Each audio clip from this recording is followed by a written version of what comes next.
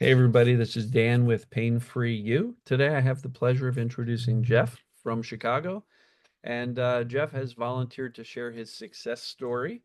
So welcome, Jeff. Why don't you introduce yourself and take us on a journey? Okay, Dan. First, thank you so much. Thank you for all you do, all your videos. I found you a couple months back and I listen to you every single day. And I should also say at the outset that I bought your book, I've read it, and two reasons why I got your book initially, because I've listened to your videos all the time and they're so helpful. And I'm like, do I need the book? Or am I going down the right path? And I said, well, for starters, he has provided so much value that out of appreciation, you have to buy the damn book. Right. So, Thank you. so that was one reason. And then I thought, and you know what? I might get something out of it. So I got it, I read it, and I can say that the book complements everything you do in a video. I definitely advise people getting the book. And thank you for writing it, and thank you for everything. Appreciate that. So I had to get that out of the way. No, it's great. So yeah. So with respect to my situation, I've listened to other success stories and I've noticed like a common theme that, people a lot of times they go back to their early childhood or something that's happened early in their life as, what could have set the stage for ultimately developing some sort of pain. And I thought about that. And I'm like, of course, I got my own story. I can go back and I could think, oh, man, based on this and that, and absolutely. But I think what really changes it for people and makes them go down this road is not so much what life experiences they have, because we all have our own stories. I Mhm. think it's just if you have that personality type that we all seem to have, that I think you're setting the stage for that Sure. problem to one day, come up.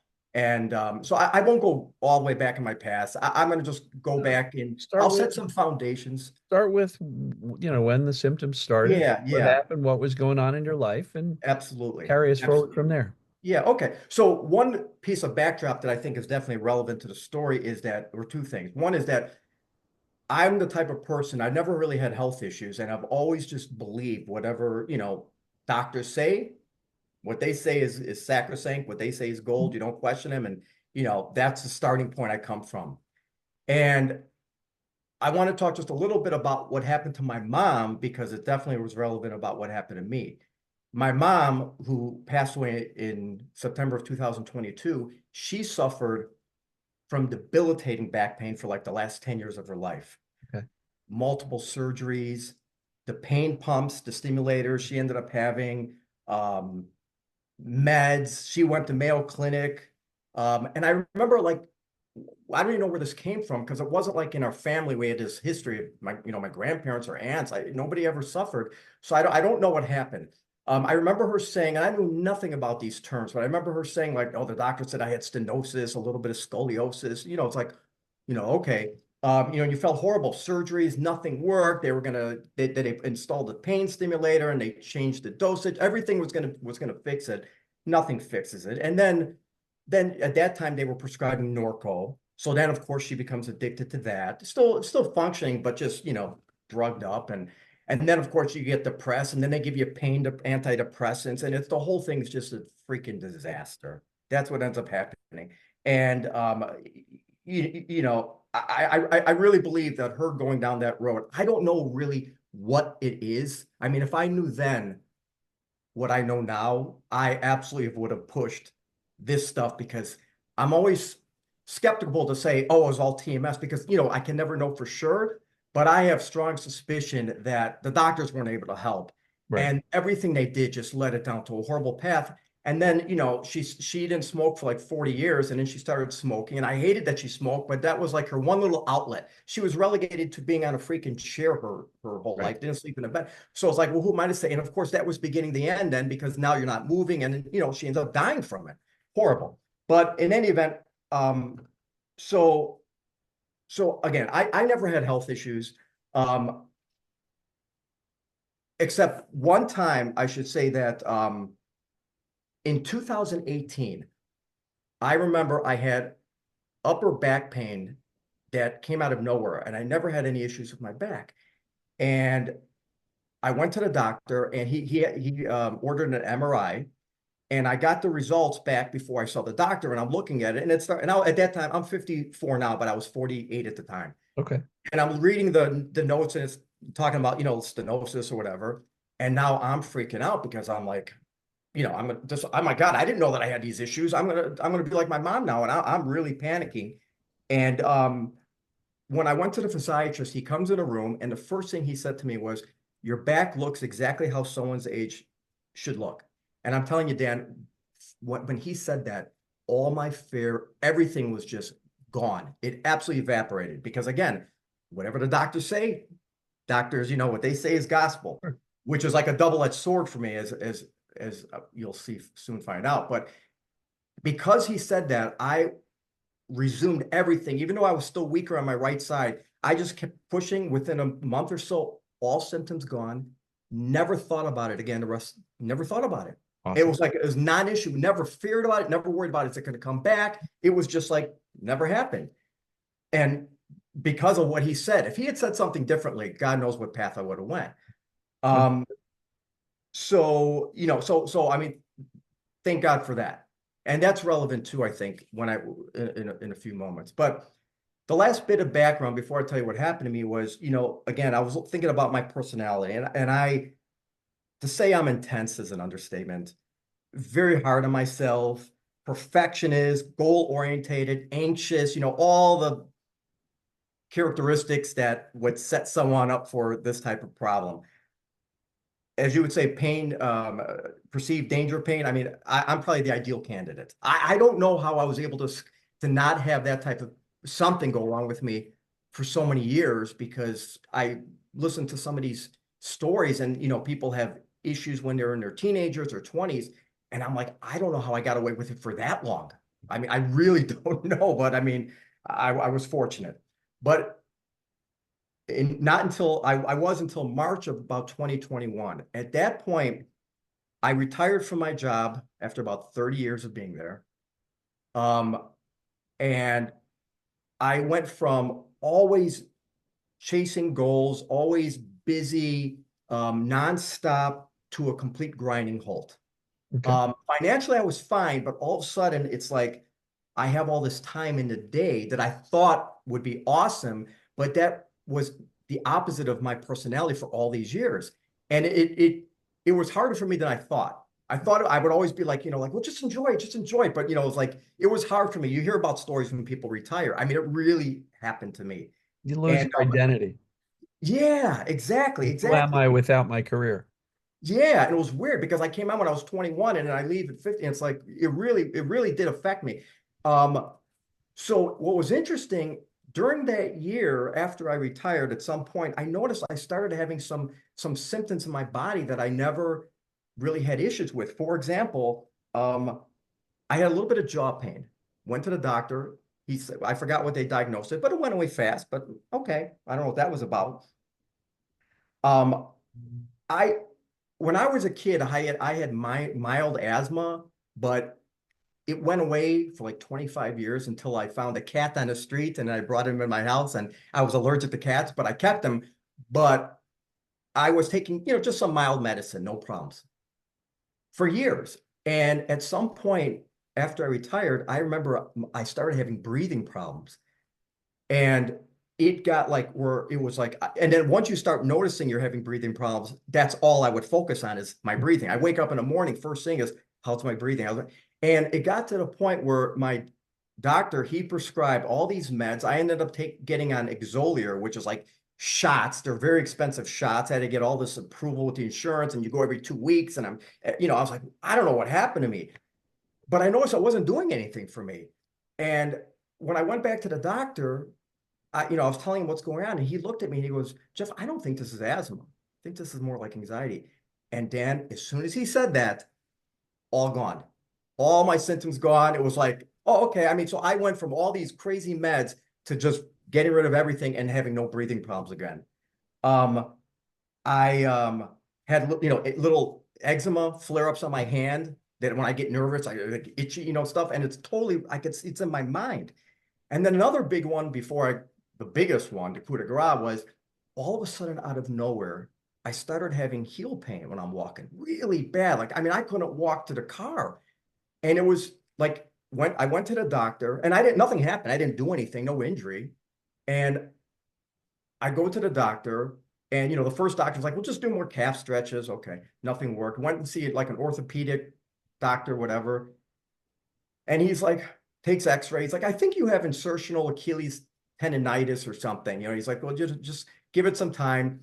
And I come back 6 weeks later. I go, I still have it. He's like, well, we can maybe do a surgery. Otherwise, just live with it. Basically, he didn't know.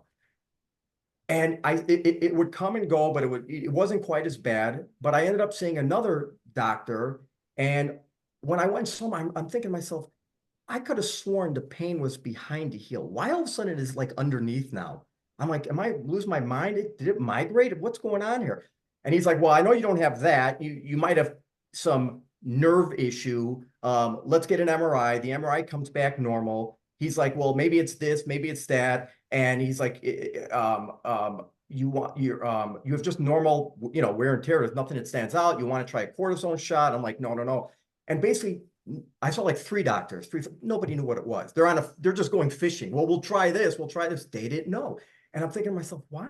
And how did it move? And I'm jumping ahead now, but when I got to find at some point later, when I read Dr. Sarno's book and I see that foot pain, I almost fell off the chair. I'm like, I didn't realize that could possibly be what was going on with that Sure. too. So it was crazy. But so then in February of 2022 is when my mom's health really started to decline. I mean, Mhm. she couldn't even go to the bathroom. They had to have a commode like 2 steps from her chair. It was horrible. And I think I was very close to my mom. And I think, that really was emotional for me to see, very hard. And when she ends up dying in September of 2022, I didn't realize this until like almost a year later, but I saw on my computer, I did a Word document that like within 8 hours of her passing, it had 38 bullet points of things that I have to do, take care of the estate. I mean, it was like, it was probably a diversion, but it shows my mindset of the intensity. It's like Right. suppressing emotions. I'm like, I can't believe I just came up with this. And she did have a very complex estate that had to be handled with taxes and many different accounts and property, different states. And although I could have deferred it to just somebody else to handle it, again, being a perfectionist, I took it all on myself because I knew that it had to be done. I wanted it done right. And that took a year. And that was the most stressful year of my life, with no question. And again, I'm the person that on an intensity level of 1 to 10, I normally operate on a 10. This was a 30. I mean, I was like always livid and dealing with these institutions and stressed out. And of course, then just suppressing probably with dealing with my mom's passing emotions. I mean, it was just a recipe for disaster. Mhm. The estate finally closed June 16th of 2023. And so that's all the backdrop. 1.5 weeks later, I feel the first sign of pain in my upper back. Now, again, I'm going to jump ahead, which of course I knew nothing about at that time, to Dr. Sarnos's book when I got it way in the future. And he talks about this delayed reaction where like you can have a very long, stressful period of life and no symptoms. Because I used to think if I was going through this pain, I couldn't have done everything. Right. It was like lucky that it didn't happen. And then he talks about, no, you were probably on adrenaline or something. Because I was like, the timing couldn't have been more like perfect. A week and a half later, and I feel it in my upper back, and it would come and go for the first few days. And then after a few days, it just got really, really bad. Um, and there was nothing that happened. No injury, nothing that preceded this that like I can go back and say, oh, I did this. Nothing. Same routine, working out, nothing changed. And then it migrated to the shoulder, my right shoulder, and those 6 weeks were the worst 6 weeks of my life. Number one, I did not sleep. I mean, if I would be up all night pacing, maybe 15 minutes, 20 minutes here or there, the worst pain ever. Um, I went to urgent care a couple times. They really couldn't really know what it was. They just guessed it's Right. some muscular thing. Um, I actually, once or twice, I was actually, this is how bad it was. And I know you can understand, and I'm sure your viewers can. I was driving to the emergency room because the pain was so bad. I'm like, this has got to be something. That's how bad it was. And at the last minute, I said, you know, it's going to be such a high deductible. I just go to back to urgent care. And I ended up not going, but I was driving there because it was so bad. Um, so um, at that point, they referred me to a physiatrist, who, by the way, happened to be the same physiatrist I saw 5.5 years earlier, who walked in the room and said, your back's fine. So he orders another MRI. He prescribes muscle relaxants, you know, everything. Of course, nothing works. And as stressed as I was, and of course, I'm also thinking, you know, I'm going to be like my mom. I mean, this is the beginning of the end for me. The pain was so bad and no sleep. I mean, it was, and scared, everything that was just exacerbating the situation. Angry. I mean, I was just really, really in a bad place. Pain, no sleep, angry, beside myself. And then, of course, then he prescribes me gabapentin, which was one of the meds my mom was always on. That just made me talk about throwing fuel on the fire. Just the fact that he prescribed me the same meds was confirmation I got what she has. It's over for me. I mean, I remember her always talking about, oh, I got to take my gabapentin. I didn't know what it was, but just something that she needed. And all of a sudden they're giving it to me. And I'm like, oh my God. So, I mean, I was just so scared and frustrated and depressed. One thing, though, what was interesting that I didn't realize was telling is that he actually said to me, he goes, you know, when my MRI comes back, he goes, your MRI hasn't really changed in 5.5 years. He goes, virtually everything on it is just wear and tear expected for guys our age. Mhm. But that went over my head because I was just living in the miserable pain focus, not realizing until later on when I'm trying to put the pieces of the puzzle together, I'm like, that was very telling that he looked back and said, nothing's changed. Right. Um, I actually was so desperate. I'm like, you think I should try Norco or something? Thank God he didn't. He said, no, I don't do that because I would have taken it. And I've never taken drugs in my life, anything. I would have done it. That's how desperate I was. So thank God he didn't, I didn't do that. But I would be living on, I couldn't sleep. I would just be sitting in the chair with the pillows all around me. That was reminiscent of my mom, how she lived. 3 pillows on all around the recliner, heating pad, you know, just miserable. Ice, just everything was terrible. I did try a couple epidurals, nothing worked for me. So uh, after about 6 weeks, I started my pain on my right side started to get better, and it got to the point where all the pain on the right side was gone, except that when I was working out, I noticed that I was still weaker on the right side, but the pain was gone. Okay. So the physiatrist was like, well, that's good. He goes, but then it started on my left side. Also, I started feeling it on my left side, not nearly as bad, but it was there. And of course, I'm thinking, oh, please don't get as Right. intense as it was on the right side. So of course, I'm scared it will get that bad. Um, so nobody has answers. I mean, of course, you know, he sent me to physical therapists and whatnot. But after a few weeks, he's like, well, if your pain doesn't, if your muscle strength doesn't get better in a few more weeks, I think we should send you for surgical input, which that also scared the heck out of me because I know that's the end of the road now. Because, you know, you see a surgeon, they're going to probably talk about getting a surgery. And I'm like, oh my God, my mom had multiple surgeries. So I'm really trying to, you know, get my strength back. But, you know, after a few weeks, I'm like, well, it's better, but, you know, it's still there. It's like, oh, let's just go see a surgeon, which I think was the worst thing. So I see the surgeon. He walks in the room. And of course, you know, he shows on the screen. Now he's got my MRI up there. And he starts talking about it. And as a layperson, you know, whatever they say, you're just sitting there. You got 5 minutes with them. You're already scared. You're stressed out. Whatever they say, you're just like And he's showing you. Well, you see, you got your discs have degenerated over a little over there. You got a bulging disc. You got some arthritis. All this stuff. Like, okay, whatever you say, I can't make sense of that picture. But whatever you say okay.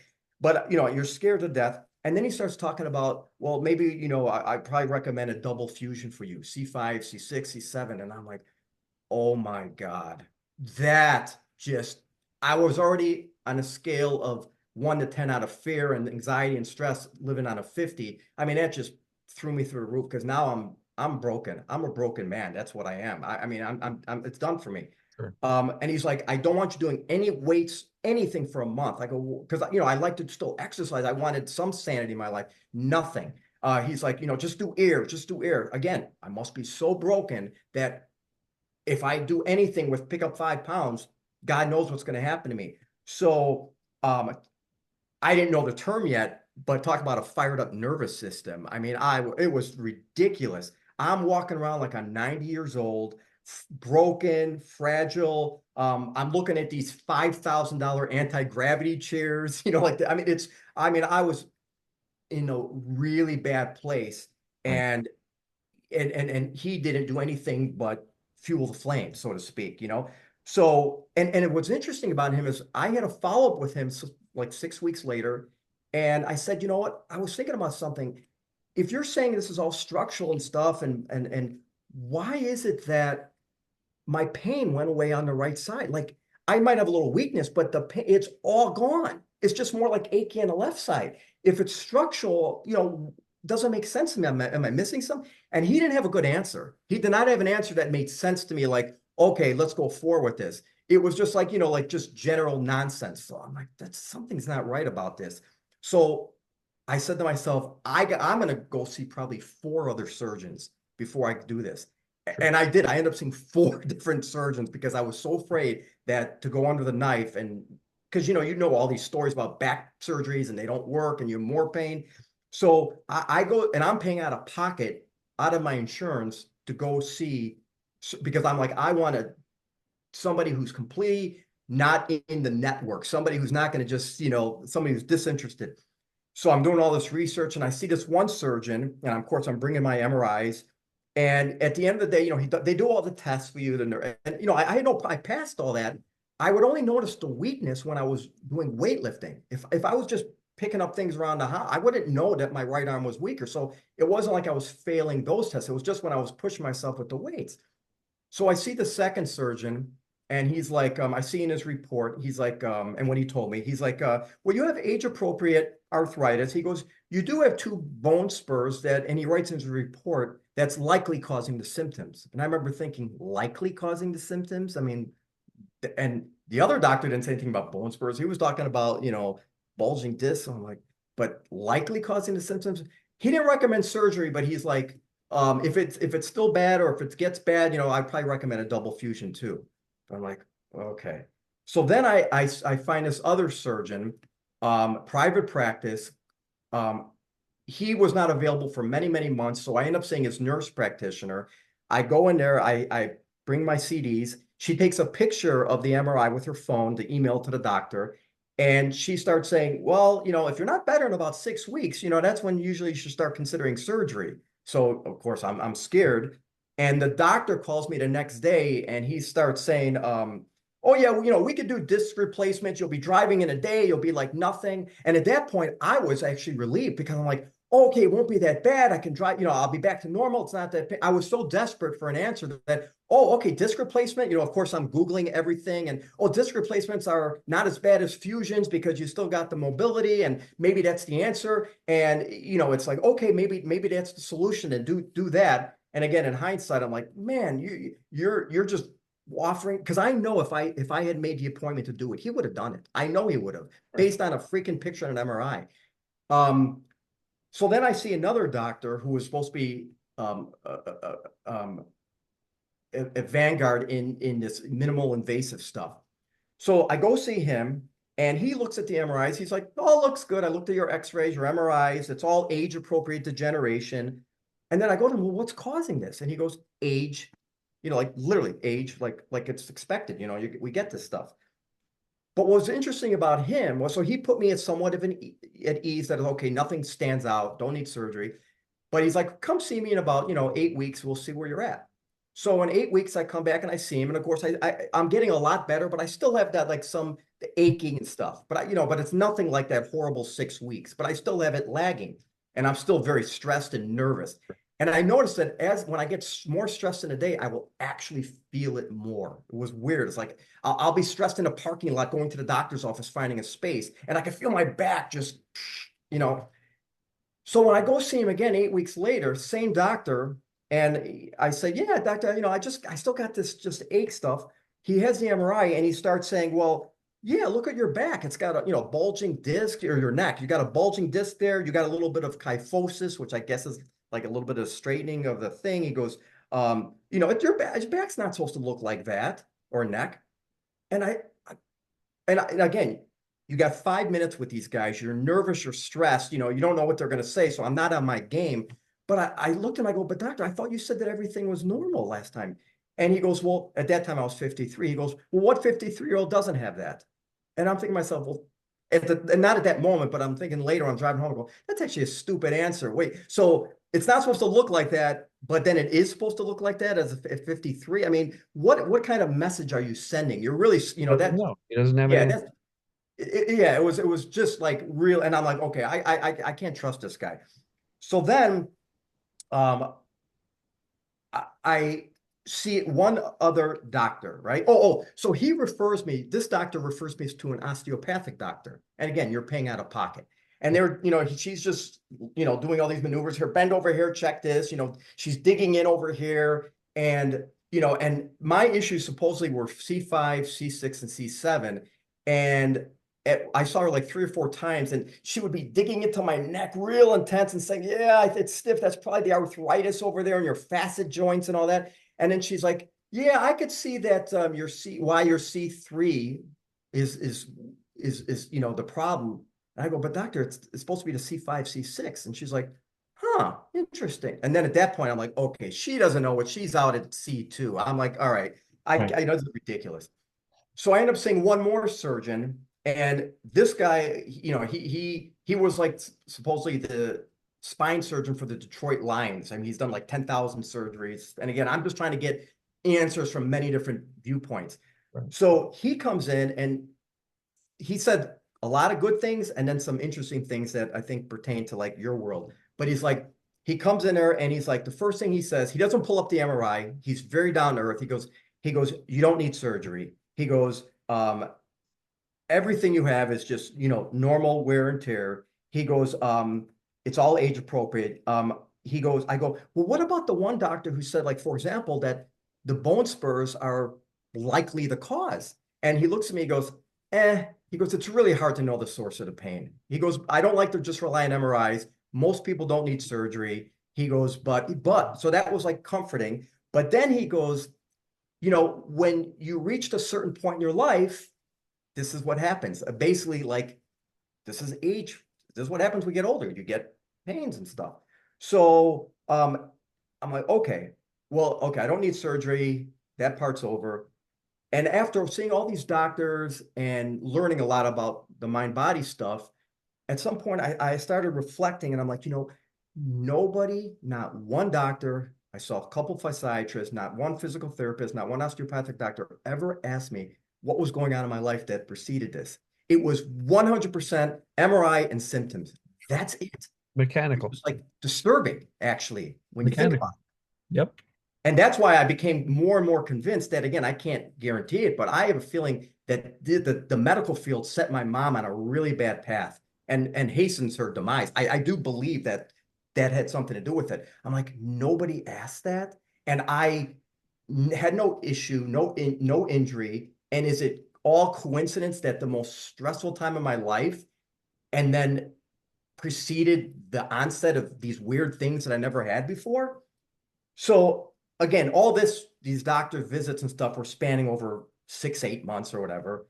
And during that time, I'm seeing physical therapists, and you make an appointment, and sometimes you don't get to see the same one, and they all got their spin on it.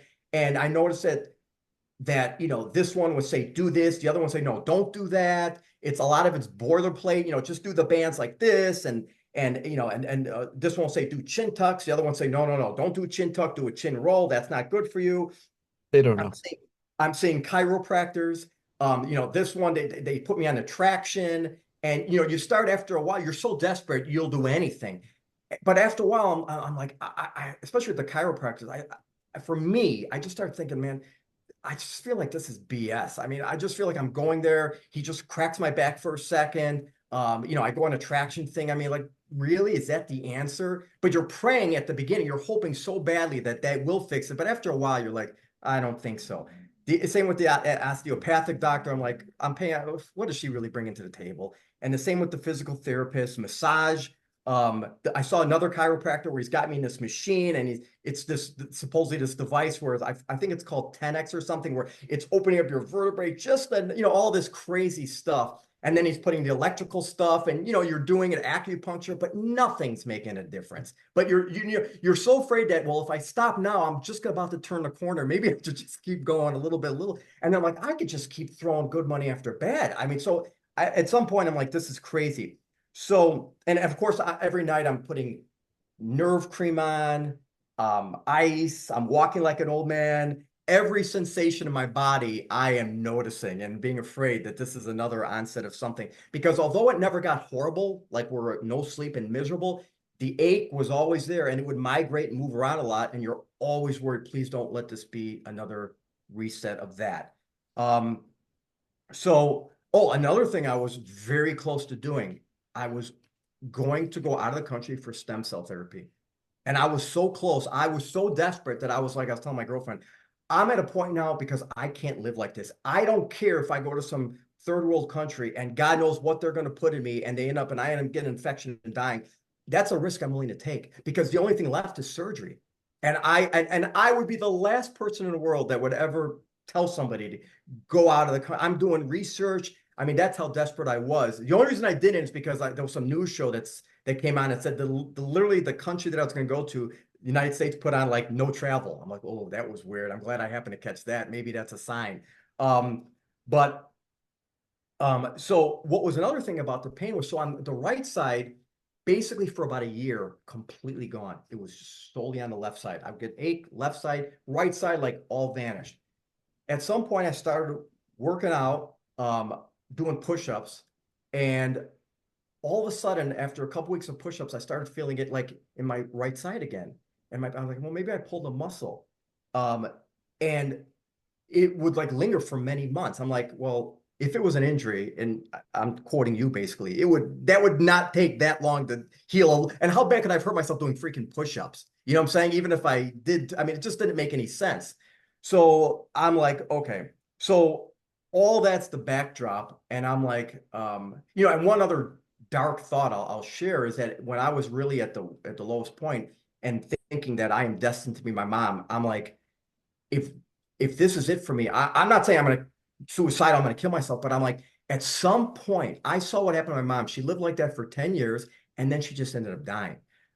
I don't want to go down that road where it's just going to be 10 years of just misery relegated to nothing and then just die. I'm like, I'm not saying I would do anything drastic, but I mean, I could see how people can go down that dark road. Understood. And I'm like, I can't, I just can't do this. So how did I get into mind body world? Yeah. So let me loop back to the first doctor who was the one who said, double fusion, the first one who suggested that. He saw how distraught I was.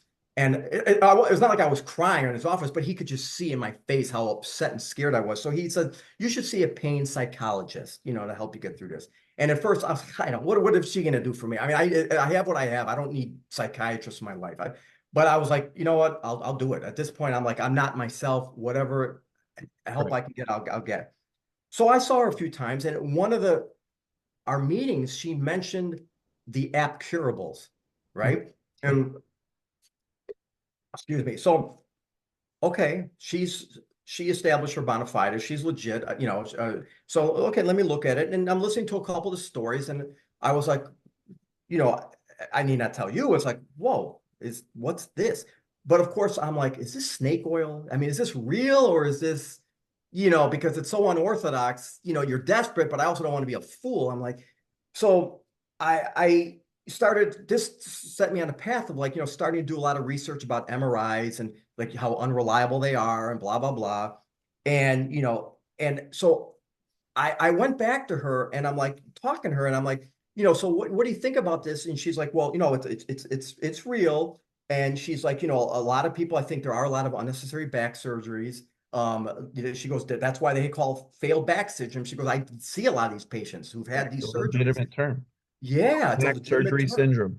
Yeah, exactly. So, I mean, it's real. Plus, just anecdotally, like, my mom and other people, I know several people who've had back surgeries and then they're back again, no pun intended. So it's like, so I'm like, so I'm asking her, and she's like, what about these reports like that I'm reading about the MRIs are not reliable? And she's like, no, that's true. A lot of them are not. So she said a lot of things that made me feel more comfortable that there's some legitimacy to this. But I noticed she put a cap on how much I should expect out of it. She's like, because I at some point early on, I go, well, how much do you think this can help improve me? And she's like, maybe around 30 or 60%. She goes, I think that a lot of times they put too much emphasis on it. So I'm like, okay, I'm listening to that. But going down that road sent me on my own investigation. And at some point I found Dr. David Hanscom's book, which I know you know who he is. And Yep. I read that book. And besides the fact that he says, so many surgeries are done unnecessarily, but he was focusing a lot on the fired up nervous system. Right. And I'm like, well, that is 100% me. For sure. So that made me think there's got to be something to this, because besides the fact that even if I did need a surgery, which at this point it doesn't seem like that's the issue, a lot of people would fail if their nervous system's fired up. And mine was on like 50. Sure. So I'm like, wow, that's interesting. And then about neuroplasticity, about train. I'm like, is this what happened to me? Did I trained myself that whatever caused this, that instead of it just going away. And I started thinking about my, when I had it in 2018, because he said it's normal. I had no fear, it just went away. And I'm like, is this what's going on with me? So, and then I read a book called Crooked. I forgot the author's name, but she's like a investigative journalist. I don't know if you heard of the book, but basically she did a deep dive into the whole back Sure. surgery stuff, and she talked about MRIs again. Very careful. A lot of MRIs, be very careful with them. And doctors over use them. So I ended up stop seeing the pain psychologist because I said to myself, this stuff is making a lot of sense to me, but I'm like, I don't want to have a conversation with her. And she says, okay, Jeff, that's great, but I don't want you to put too much emphasis, because, so I'm like, I don't want her putting artificial ceilings on my expectations. Smart. She gave me what I needed. I trust her view of SARS, setting me down the path. The MRIs are overused, failed back syndrome, blah, blah, blah. But I'm like, I don't want negativity. So I'm like, that's it. And plus, how long was I going to see her anyway? So I'm like, okay, so that's it from her. And at some point, I think I found Dr. Sarno's book probably before I read his book, and it so resonated with me, that I I think I read the book before I said to her, I don't want to see it anymore, because I remember thinking, yeah, I did, because I remember thinking, I don't want to even tell her about Dr. Sarnos, because what if she just like dismisses him? And I'm like, so, because it made sense. I'm like, I don't want any negativity. So just keep it to myself. But what he said, as I know a lot of your um, viewers have acknowledged about that book, and you too, of course, is how much it resonated with me. And one of the things that really stood out was that in that one section when he talks about the delayed reaction, when I read that book, I'm like, that's exactly what happened to me. So I'm like, I'm Googling him. He's got John Stossel interviews. He testified in Congress. Every interview you can find. I'm like, is there has to be merit to this. Is it all just nonsense? So, again, I realized nobody ever asked me about what was going on emotionally. So at some point doing this deep dive, of course, I came across your videos, and those really resonated with me.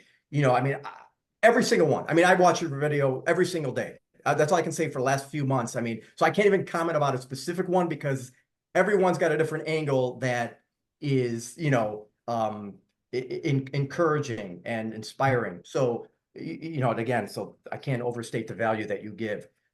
So with all that background, I guess the question is, so where am I now? Mhm. So what I did was, first thing I said was, well, let's look at the evidence. Let's look at the evidence objectively.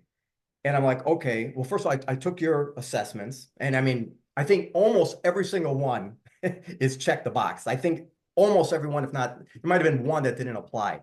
I'm looking at my personality type, which again already fit the criteria. The timing after I retire, I had those other symptoms, and then it, culminated with the back misery. After my mom, of course, that followed. The MRIs, the doctor saying, well, they really didn't change, and then finding out that MRIs are not even that reliable anyways. Right. No doctor asking me about my emotional state. And then just what it just makes sense, just what makes sense. So with that being said, I still have symptoms. I mean, when I was at the worst, I mean, I was like the darkest of the dark, couldn't do anything, miserable. And if I did go out and do stuff, I couldn't even do anything with fun. It was all forced because the pain. So I'm about 75% better now. And the symptoms I have now, I can't call it pain. Because before it was pain. Mhm. This is what I would call I have now is like a mild annoying ache that moves around. Sometimes it's in my right upper trap back, sometimes it's in my left, sometimes it's in my neck. And it's like it'll just come and go, and it'll come and go throughout the day, but it never goes more than like on an uncomfortable level, 3 at most. And again, it's not pain. I purposely avoid that word because it's not pain. It's like a little albatross around my neck that I just sort of like it's just there, Discomfort. that I've been so used to for the last year that it's sort of like just tags along with me. But my fear of it getting bad or worse, I don't have that. So my mindset my mindset now is that, first of all, no matter how I'm feeling, I do everything. It doesn't matter. It's irrelevant. Nothing will stop me. I don't do any medication. Well, I haven't done medication for a long time, but no more creams. I remember a long time ago, I bought Tylenol for arthritis. I don't take anything. Um, my girlfriend, every conversation when we talk would be, how's your back? As you say Mhm. many, many times, and we don't talk about it anymore. Don't ask me. I don't talk about my back, whatever it is. It's not worth. It doesn't get my attention like that. Um, whatever. Uh, a while back, I was working out and I started feeling a little bit of a not pain, but a little bit of an ache, more pronounced on my left shoulder that I never felt before. And I remember initially I could have gone on a very scared, dark path. And I had to remind myself, no, I'm not going to go. I'm going to let it go. And after a few days, it's just gone. It was just gone. I smile. If I have the discomfort now, whatever it is, I'll laugh about it. I just smile. When I weightlift now, that, even the physical therapists are like, I would recommend never picking up more than 20 pounds, again, perpetuating this fear. The last doctor I saw, and he told me too, he's like, no, go 100%. Be smart. You're in your mid 50s, but you have no reason to hold back.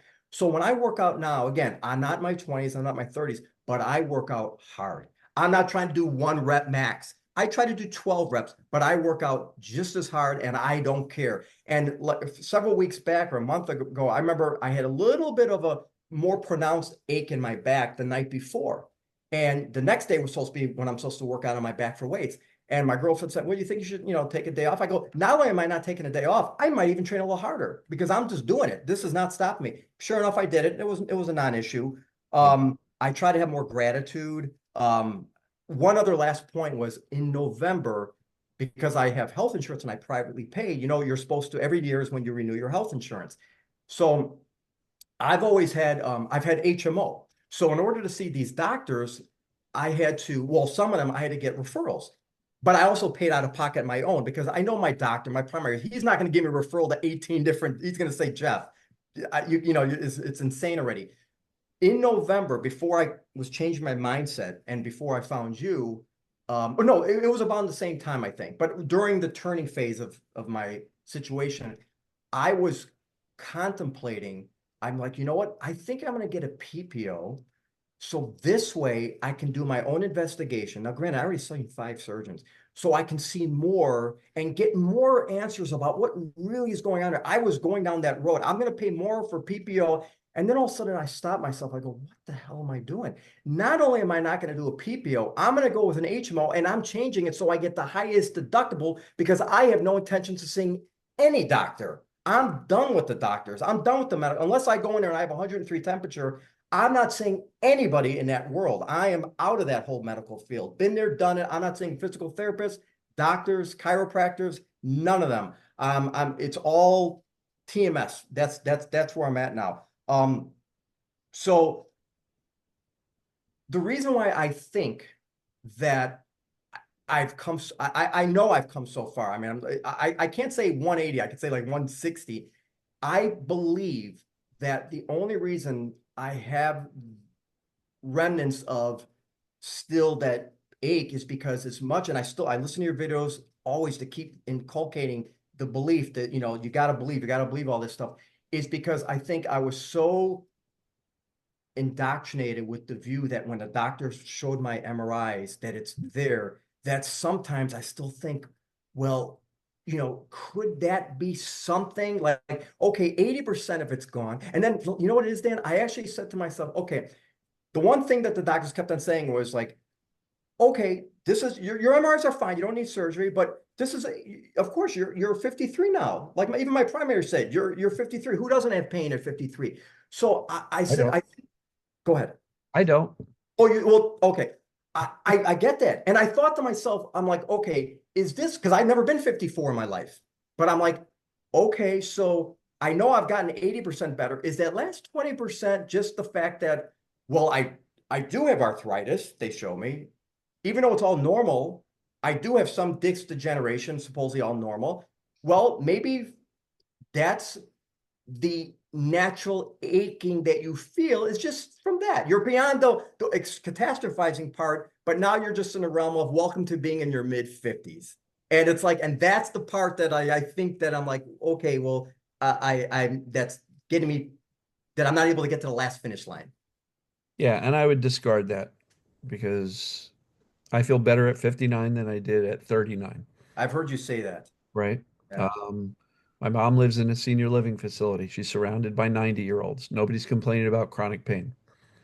They're complaining that their kids don't visit enough. Correct. Yeah, yeah, yeah, yeah. She lives with like 85, 90-year-olds. She's 88. Nobody's complaining about aches and pains and all this stuff. They're just getting by with their day. Does that mean they don't have pain? Some of them do, but it's not like if you're feeling this way at 54, you would think that at 90 you should feel horrible if age was the problem. It's not. It's the perception of danger. You're keeping the perception of danger alive by crediting some of your achiness to being 54. There's a lot Yeah. of people who don't have pain, well older than us. Degeneration, bulges, herniations, Yeah. normal abnormalities. And Yes. even in the Yeah. book, I have that chart of the I percentage know. of people at different ages that have various things showing up on the images. Correct. There's actually a term called, vomit, victim of medical imaging technology. Oh, and that is real. I remember reading reports like somewhere, I can't remember, but they're like, one of the reasons doctors should not overprescribe them is because it screws up with the patient's mind, like it definitely did mine. It really set me on a very concerned You're because I like, was you're like, look, I'm broken. right. Yeah, Get it. exactly. Exactly. So And that's why even though I've come, if I had a recommendation for you, it's decide, commit that any remaining discomfort is based on the remaining doubt and the remaining little bit of fear, right? 'Cause yeah, that's keeping that perception of danger alive. yeah, yeah, And if yeah. it comes and goes, that's proof it's a mind-body thing. Oh yeah. It's not a And body-body problem. And I always am reminding myself. And one thing I do is I say, and guess what? Regardless of what it is, I'm not changing anything. So even if it were, I mean, I'm still going to live. I'm still going to do everything I'm doing. So I don't care. But I'm hoping that it will resolve itself. But then, of course, that little demon back there is saying, but it might not be. But that's the part But that's where, the part that I want you to squish. That little bit of doubt is keeping alive the, well, this is normal. I'm supposed to feel this way. No, you're not. The brain decides if you have pain, not some arthritis. Yeah. Brain is always the decision maker as to whether or not there should be pain, and it bases it on the available information and normal sensations coming from the body. And if it's viewed through the lens of, well, I'm not broken, but it might be a little bit worn out, the brain's going to go, "Oh, a little bit of ache, pain. But why does it move? Why does it change? Why does it come and go?" That's evidence it's not the body, because if it was the body, it would be consistent. It Correct. wouldn't Correct. move. It wouldn't come and go. So what this is, it's a matter of making a firm decision and a commitment to yourself. I'm not going to entertain what those doctors told me because they didn't have an answer for you anyway. No offense to the doctors, are doing their best with what they've been trained in. Well-meaning people, good people, but they don't understand this stuff and they're not open to it. You're blessed that you ran into that pain psychologist who was like, well, look at this. Correct. Led you to Everything. completely resuming your life. Yes. But I believe the remaining little bit of discomfort, we'll call it, is going to go away when two things happen. When you stop hanging on to the doubt, and when you stop caring when the discomfort goes away. Because you're just kind of hanging on to that, like, well, it kind of makes sense. So, and you say, I'm not stopping anything, which is great. I'm going to live my life, which is wonderful. And even if this lasts forever, which is the problem, because you're opening up the door to the brain to go, I might really have a problem. Now I've got a great mindset. I'm living my life. I'm lifting weights. I'm doing good stuff. But you're holding on to that. Well, even if it sticks around, well, get rid of that. We don't need that. That's holding on to doubt. And that's creating a little bit of perceived danger in the brain, which is why it's hanging on. But the Yeah. fact that you've checked off virtually all the boxes in the assessment is Hmm. evidence that the symptoms are behaving not like arthritis, not like a body getting older. It's behaving like a brain is creating it based on a false perception of danger. False perception of danger. These are false alarms, and they're temporary and they're reversible. But the clarity, you hear me in the videos all the time. Clarity is your number one job. I know. You can do that with a decision right now to say, all right, I'm not going to entertain that anymore, because holding on to that doubt that maybe I'm just getting old and these are normal, that's not doing you any favors. All it's doing is keeping that little thing in the back of your brain you pointed out that goes, hey, maybe it's, just because I'm getting older, and maybe not. You know how you find out? Stop worrying about it, because even if it is getting older, not a darn thing you can do about it. You want to get older and older and older and older. Correct. That's the Right. plan. Yeah. You know, Yeah. Yeah. so like holding on to that doubt doesn't keep you safe. It just keeps the brain saying, well, maybe there's a problem. But you're lifting hard, you're doing the things, you're enjoying life, you're not letting it stop you. Go all in. Eliminate that doubt. Make a decision and a commitment. If you start entertaining that, go, shh, nope, we're not doing that. You let it go. And I can assure you that when you stop caring when the symptoms go and stop entertaining the belief that maybe it's an age thing, you're going to forget about it and it's not going to be there. And then you're going to go, huh, look at that. I feel great. Not this nagging thing that, hangs around with you, that you have to kind of make a decision. I'm going to do the thing anyway. I'm going to go work out anyway. I'm going to go live my life anyway. No, you're going to live your life because you're living your life. And you don't have to think about this stuff because there's nothing wrong with you. Hmm. Yeah, you're 100% right. I mean, the way that the last 20% even is there, it's no rhyme or reason why all of a sudden this side, then that side, then that, and then it'll just go away, and then it'll come away. I'll just ignore it, and then it'll just vanish. I mean, it doesn't make sense like it's a specific reason, and Primer reason is that it's created by the brain perceiving danger. That under that umbrella, in that framework, it makes perfect sense. Medically, mechanically, it doesn't make any sense at all, it's because it's not a medical issue. yeah, which is scary because how the doctors by not factoring in any of this, they are very quick. One of the other symptoms I had early on, I forgot to mention, was I was very stressed out about something unrelated, but I started having a little acid reflux. And so I emailed the doctor, and he immediately, well, I'll prescribe this. He goes, well, otherwise we can do an endoscopy. And I'm like, oh my God, an endoscopy. I never had that. That's scary too. Yeah. But he was so fast to do that. But I remember, because I was already in this world, I'm like, just calm down.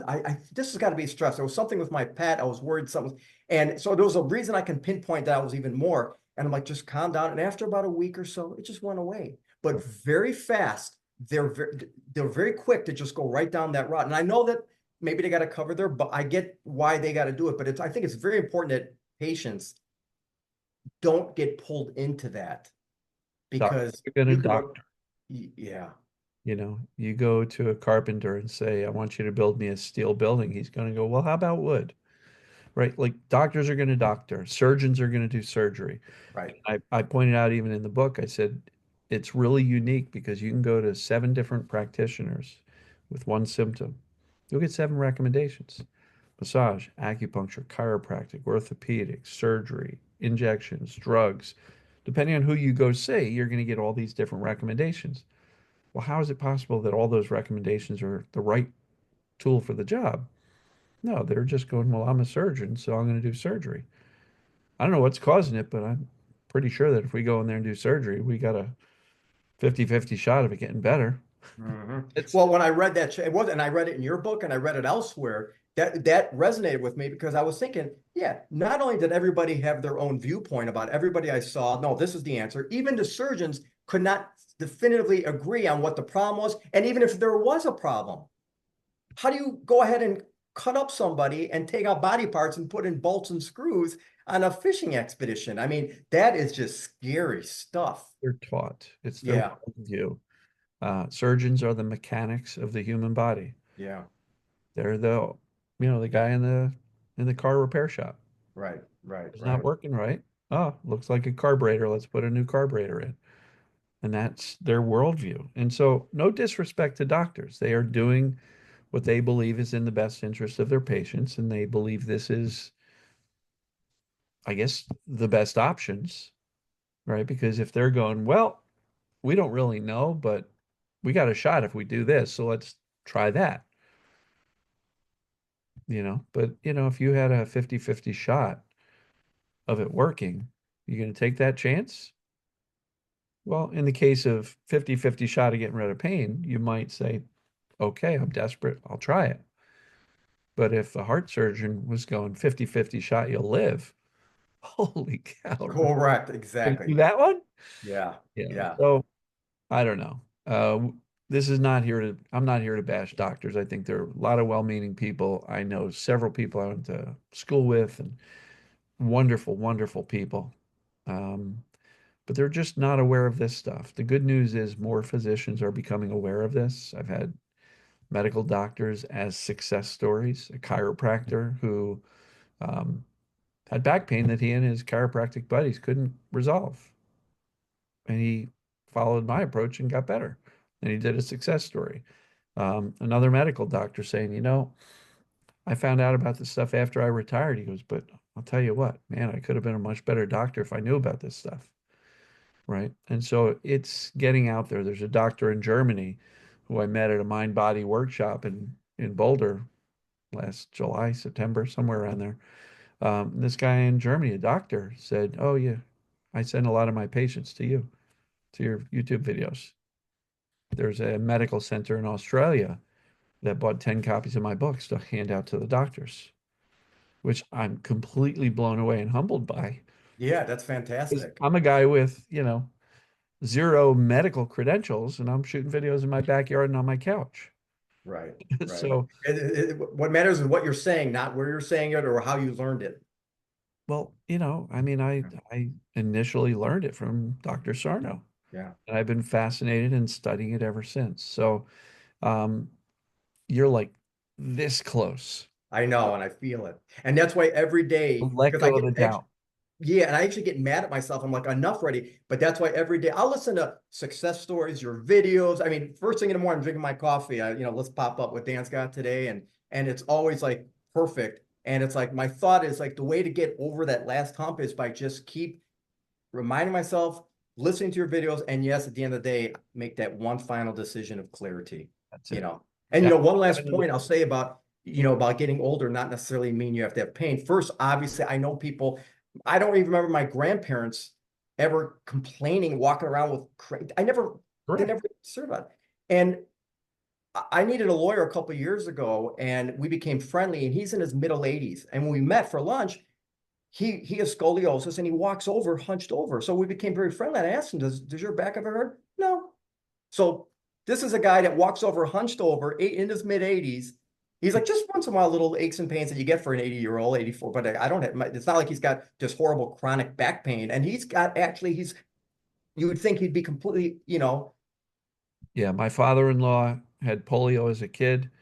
So one leg was like the size of his bicep, the other was normal size, and he was hunched over and he walked with a lurch for most of his life.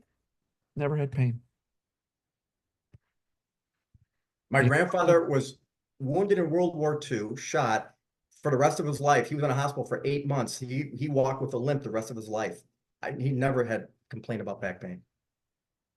In the group coaching call I did last night, one of the members there talked about somebody that she knew was in a wicked motorcycle accident, really bad, really busted up, like femur, shoulder blade, neck, like totally mangled body. 8 months later, he's perfectly fine. The Yeah. body heals. And the reason this guy did so well is because as he's laying in a hospital bed waiting to heal, he's thinking, I got this project. I'm building a house. I'm doing this. I got to get back there and I got to finish that. He had a reason to get back up and he healed. He wasn't worried about it turning chronic. And as a result, the body healed. And I talk about the guy on the motorcycle, my son's motorcycle trainer, teacher from when my kid was a teenager. Guy's been riding competitive dirt bikes, racing since he was 4 years old. He's in his 50s. He's crashed thousands of times. He's broken hundreds of bones, has had hundreds of surgeries. He's got no chronic pain. The body heals. So to think that maybe you're supposed to hurt because you're getting a little bit older, it's a valid question. I get that question all the time. But holding on to that belief is keeping you where you are. And so let's put it down and say, I'm strong enough. I lift. I lead a normal life. There's no physical structure. I didn't fall off a roof. I'm supposed to feel good. Correct. And all those I'm supposed, abnormalities are normal abnormalities. yeah, I'm Right. supposed to feel good. Yeah. Those are normal abnormalities Correct. that Correct. Sarno talked about. Correct. Yeah. I Make was that blown away decision. when I learned all that. Make that decision. And I Yeah. expect in a reasonably short period of time, if you can make that decision, stick with it, and not entertain this age thing, I anticipate you'll be dropping me an email in the near future to go, dude, it's gone. Yeah. Yeah. Yeah. Absolutely. Because like I said, I could just see the end of the line because I've gone so far. I'm so much better. I'm a different person. And I'm like just at last point, and that was what was The I would decision. ruminate about. But what you say makes absolute perfect sense. It's the decision and the clarity that's the foundation. If that, if the foundation is on four pillars, you got one that's like a little bit short and it wobbles a little bit. Core, exactly. That's a good Right? metaphor. Yeah. It's like the table at the restaurant. It's just like you lean on it, it teeters. Exactly. All right, so let's level it off. Let's get rid of that doubt, and you're going to be good to go. This is 10-4. a recovery from fear and doubt, not fixing symptoms and body parts. So it's Gotcha. recovery from fear and doubt. The doubt is keeping a little bit of fear alive. Because a little bit, if you accept that, well, this is just kind of normal aging. Uh-oh, what's going to happen in 10 years? Uh-oh, what about 20 years? Uh-oh, right? No, you're not supposed to hurt. And plus, it doesn't make sense that this would be the type of aching you would have for normal aging. It just doesn't even make sense. Arthritis, I would imagine, doesn't feel like that. It doesn't even make sense, even if it were Know there what it was such a feels thing. like.